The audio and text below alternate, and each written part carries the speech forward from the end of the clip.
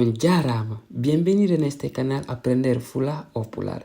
No olvidéis suscribiros y compartir los vídeos. Hoy veremos los nombres de los animales en Fula y español. Bareru, perro. Bareru, perro. Ñariru, gato. Ñariru, gato. Gayuri, león. Gayuri, león. Sondu, pájaro. Sondu, pájaro. Sondu, pájaro.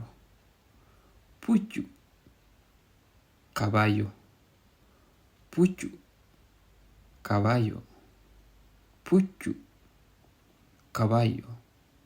Nagge, vaca. Nagge, vaca. Nagge, vaca. Gokiru, mono. Gokiru, mono. Gokiru, mono. Liƴƴi, pescado.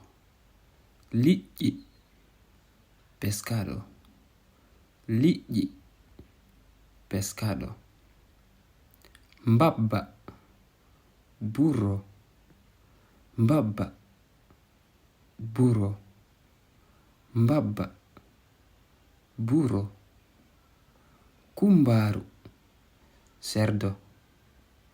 Kumbaru, cerdo. Kumbaru, cerdo.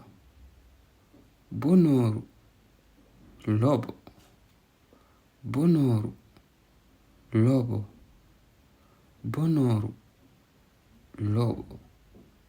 Mboddi, serpiente. Mboddi, serpiente. Nora, coccodrillo. Nora, coccodrillo. Nora, coccodrillo. Dendeli, hormiga. Dendeli, hormiga. Dendeli, hormiga. Ñemete, cucaracha. Ñemete, cucaracha. Ñemete, cucaracha. Ɓoongi, mosquito. Ɓoongi, mosquito. Ɓoongi, mosquito.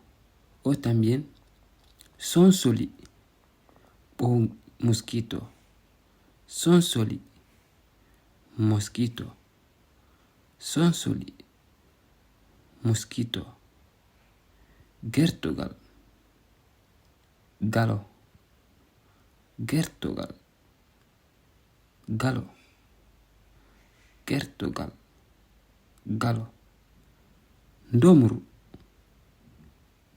rata. Ndowru, rata.